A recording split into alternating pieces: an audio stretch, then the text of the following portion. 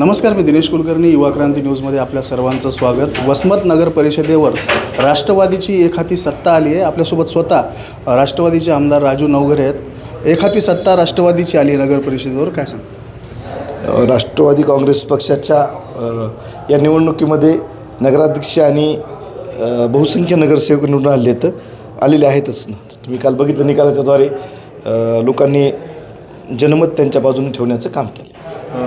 खरं तर जे पराभूत उमेदवार झाले त्यांचे तुम्ही अश्रू पुसले जाईल. निश्चितच आपण सगळ्यांच्या सुखादुखात मिसळलं पाहिजे. पण जे सहकारी होते, काही जणांना यश आलं, काही जणांना अपयश आलं. यश आलं ती इथं मला येऊन भेटले, पण मी मिरवणूक वगैरे न काढण्याचा निर्णय घेतला. कारण लोकशाहीचा कौल आपण मंजूर केला आणि त्या उमेदवारांना सुद्धा आधार देण्याचं काम आपण त्या माध्यमातून केलं. नगराध्यक्ष पदाची जी जागा आहे ती काही पेपरला बातम्या आहेत की 3354 मतांनी आली. 54 नंबरचं काय? गाडीचा नंबर 54, तुमचा विधानसभेचा पासपोर्टचा नंबर, ते पासबुकचा नंबर 54 आणि आता 54 मत, म्हणजे लकी नंबर काय?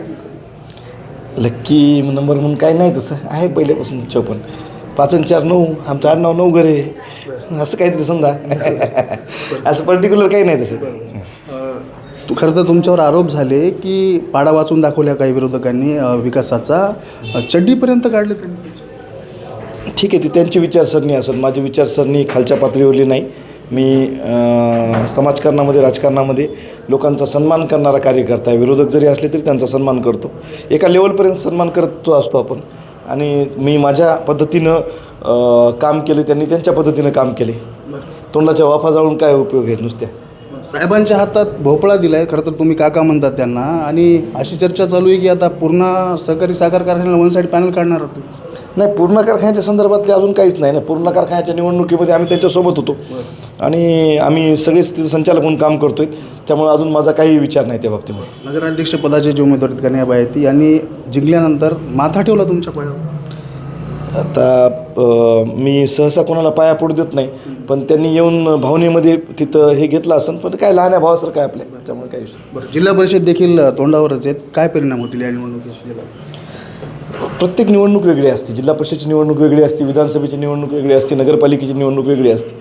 आणि प्रत्येक वेळेस तिथली काय काय परिस्थिती त्याच्यानुसार निवडणुका होत असतात. नगरपालिकेचा आणि जिल्हा परिषदचा तिथं काही अर्थार्थी संबंध राहणार नाही. वसमत शहरातला प्रभाग क्रमांक 8 जे आहे, खरं तर तिथं बहुमती राष्ट्रवादीच लढवणार होती. काही मतानं ही जागा गेली, अशी चर्चा उठली की तुमचे नमू असले असते, ते नमूभाई असले असते, जगा निघत होती असं चर्चा. तिथं आमच्या नमूभायानं तिथं तयारी केली होती प्रभाग क्रमांक 8मध्ये. पण त्यांना ज्यावेळेस आमचं अलायन्स झालं शिवसेनेसोबत, त्यावेळेस ती जागा सोडावं लागली. आणि पक्षाचे ते कार्याध्यक्ष असल्यामुळे त्यांनी एका मिनिटात निर्णय घेऊन आपला फॉर्म विड्रॉल केला आणि तिथं अभय जैनच्या चिरंजीव यांनी निवडणूक लढवली. थोड्या मतांनी त्यांचा पराभव झाला. बरं, राष्ट्रवादी आणि शिवसेना युतीमध्ये लढली. खरं तर प्रभाग क्रमांक 10मध्ये 6 एबी फॉर्म आले, पण विनायक सातपुतेंचा एबी फॉर्म आला नाही. अपक्ष बाजी मारली त्यांनी. ठीक आहे ना, त्यांचं तिथं काम असेल, त्यांचं आपण अभिनंदन करू. त्यांचं तिथं झालं म्हणून. तसं ज्यांचे फॉर्म एबी फॉर्म तिथून आले होते आणि त्यांच्या अध्यक्षांनी तिथं दिले होते, त्यामुळे आपलं काय त्यांचं म्हणजे हे नाही ना. मंत्री कोकाटेंचं मंत्रिपद गेले, तुमचा नंबर लागेल का? नगर परिषद एखादी आणून दाखवली. दिनेश राव, आपण नगरपालिका जरी याच्यातून आणली असेल तरी निवडणुकीच्या जे मंत्रिपद त्यांचं आहे, त्यांचं काढून मला भेटावं. लोकांच्या वाईटामध्ये मी माझं चांगलं व्हावं असं इच्छिणारा कार्यकर्ता नाही. निश्चित माणिकराव कोकाटे साहेब चांगले मंत्री आहेत, निर्भीड आहेत. ते मंत्रिपद त्यांनाच राहिलं पाहिजे. मला तिथे जाण्याची इच्छा नाही कोणाचं काढून घेऊन. BJP काँग्रेसच्या सभा झाल्या वसमतला, तरी देखील मताधिक्यानं निवडून आलं त्या ठिकाणी. BJPच्या सभा झाल्या असतील किंवा काँग्रेसच्या झाल्या असतील, राष्ट्रवादीच्या पण सभा झाल्या ना. तुम्ही पण बघितल्या केवढ्या मोठ्या सभा झाल्या आमच्या. प्रत्येक गल्ली वाईज, प्रत्येक एकेका कॉलनीमध्ये, एकेका गल्लीमध्ये आपण सभा घेतल्यात. फक्त मुख्य मार्गदर्शक राजू नवघरे होते तिथं, बाकीच्या याची बाहेरून आले होते.